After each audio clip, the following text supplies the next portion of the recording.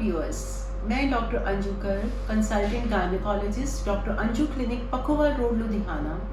आज मैं prenatal care series में एक बहुत ही इम्पॉर्टेंट टॉपिक कवर कर रही हूँ। टॉपिक है डाइट इन प्रेगनेंसी। तो सबसे पहले तो क्यों ज़रूरी है डाइट इन प्रेगनेंसी के बारे में जानना। प्रेगनेंसी में जो डाइट है, अगर वो बैलेंस्ड होएगी, अच्छी होएगी, तभी हमें उसका आउटकम अच्छा मिलेगा। एक बैलेंस डाइट क्या हेल्प करती है करने में कि मदर का स्टेटस थ्रू आउट प्रेगनेंसी ठीक रहे, एज वेल एज बच्चे की ग्रोथ भी होती रहे, ताकि एंड ऑफ द प्रेगनेंसी जच्चा और बच्चा दोनों हेल्दी हो। बैलेंस डाइट क्या होने से बचाती है? बैलेंस डाइट हमें पौष्टिक तत्व देती है, जिससे कि जो कॉम्प्लिकेशंस ड्यूरिंग प्रेगनेंसी हो सकती हैं, जो अनअवेयरनेस के कारण कॉम्प्लिकेशंस हो सकती हैं, उसको कम किया जा सकता है। जैसे कि हम सब देखते हैं कि जैसे ही फीमेल प्रेग्नेंट होती है, बड़े बुजुर्ग जो होते हैं फैमिली में, एवरीबडी इज़ लाइक कि अब तो तुम 2 जने हो, तुम्हें 2 जनों का खाना खाना है। तो फीमेल भी अपना आराम से खाना शुरू कर देती है और at the end of pregnancy 20-25 kilo वज़न बढ़ जाता है। So this is not right way to do it. जो ये वज़न बढ़ना है, ये अपने साथ बहुत सारी कॉम्प्लिकेशंस लेके आता है, जैसे कि ब्लड प्रेशर का बढ़ना, शुगर का बढ़ना, फिर सिजेरियन सेक्शन के चांसेस बढ़ जाते हैं, और सिजेरियन सेक्शन के बाद फिर मदर को इन्फेक्शंस की जो प्रोबेबिलिटी है वो बढ़ जाती है। और ये जो ब्लड प्रेशर है या शुगर है, इसके कारण कई बार प्री टर्म बर्थ के चांसेस बढ़ जाते हैं और बच्चे की ग्रोथ पे भी इफ़ेक्ट पड़ता है। So what is important is to eat right in pregnancy, कि जो भी खाना है ठीक खाओ। उसके लिए ये बहुत इम्पॉर्टेंट है कि हमें पता होना चाहिए कि हमें प्रेगनेंसी में कितना एक्स्ट्रा खाना है। अगर एक हेल्दी फीमेल को 2000 कैलोरीज चाहिए, तो प्रेगनेंसी से उसकी रिक्वायरमेंट सिर्फ 300 कैलोरीज की बढ़ती है। जो एक नॉर्मल फीमेल है, जिसका वेट नॉर्मल है, उसकी रिक्वायरमेंट 1800 कैलोरीज जो होती है फर्स्ट ट्राइमेस्टर में होती है, 22 इन सेकेंड और 2400 इन थर्ड ट्राइमेस्टर। और इन जनरल हम कहें कि एक दिन में फीमेल को 300 कैलोरीज एक्स्ट्रा लेने की ज़रूरत है। उससे उसके बच्चे की ग्रोथ बड़े अच्छे से ऑप्टिमम हो जाती है, और उसकी भी अपना भी वेट गेन ऑप्टिमम होता है। तो ऑप्टिमम वेट गेन क्या होता है? ऑप्टिमम वेट गेन होता है कि अगर एक फीमेल का BMI नॉर्मल है, उसका जो weight gain during these 9 months of pregnancy 11 से 16, 11 to 16 kg से ज़्यादा नहीं होना चाहिए। और अगर फीमेल का वेट ज़्यादा है, शी इज़ ओवर वेट और ओबीज, उसका जो वेट गेन है 4 से 11 किलो होता है। डिपेंड करता है कि उसका प्रेगनेंसी से पहले वेट कितना है।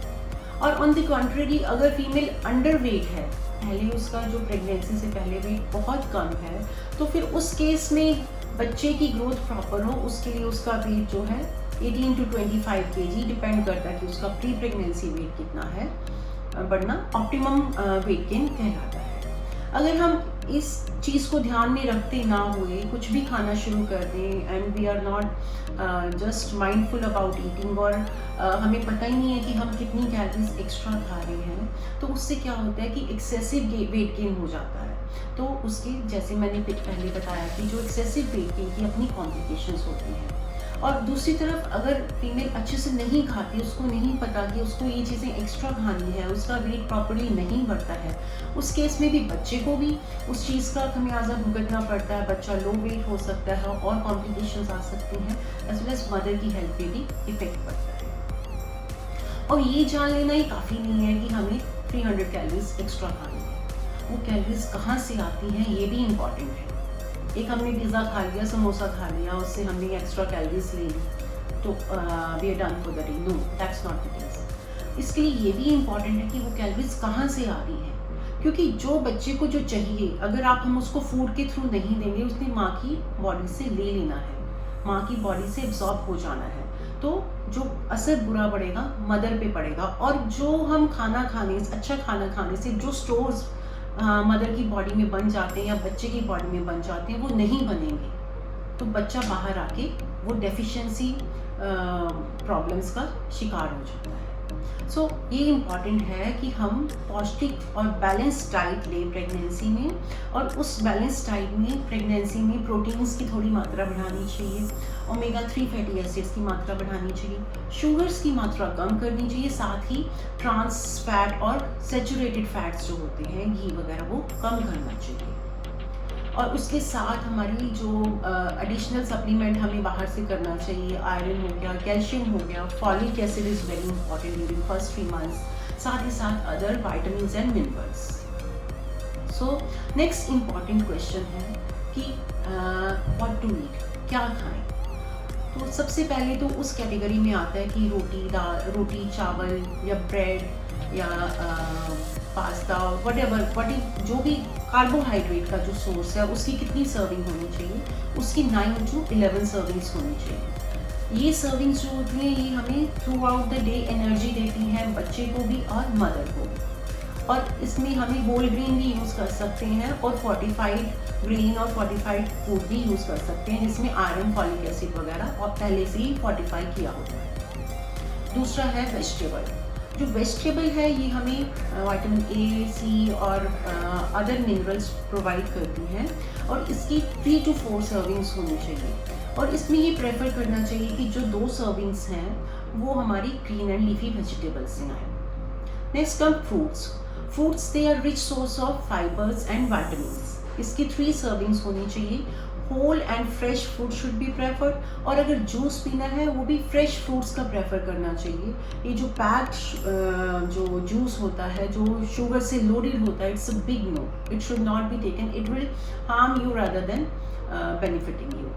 नेक्स्ट है कि हमारी डाइट में मिल्क की कितनी सर्विंग, मिल्क या दही जो होता है they are rich source of calcium, phosphorus and इनकी 3 सर्विंग्स होनी चाहिए। फिर नेक्स्ट है कि पोल्ट्री एग्स वगैरह, एग्स मीट और कोई भी सोया वगैरह, इन सब की कितनी होनी चाहिए, ये भी प्रोटीन्स का ही सोर्स होती हैं, इनकी 3 सर्विंग्स होनी चाहिए। And in the end is fats जो बड़ी ही मॉडरेट क्वांटिटी में लेना चाहिए। और इस ये फैट्स की जो रिक्वायरमेंट है वो स्पेशली हमें लॉन्ग टर्म एनर्जी प्रोवाइड करती है, प्लस बेबी की ब्रेन की डेवलपमेंट के लिए इम्पॉर्टेंट होती है। ये तो सारा हो गया कि जनरली जो जनरल पॉपुलेशन है उसको क्या फॉलो करना चाहिए। बट कुछ फीमेल्स होती हैं जो कि स्पेशल डाइट पे होती हैं, उनकी स्पेशल डाइटरी रिक्वायरमेंट्स होती हैं। सम आर वीगन्स और some are totally vegetarian, some are lactose intolerant और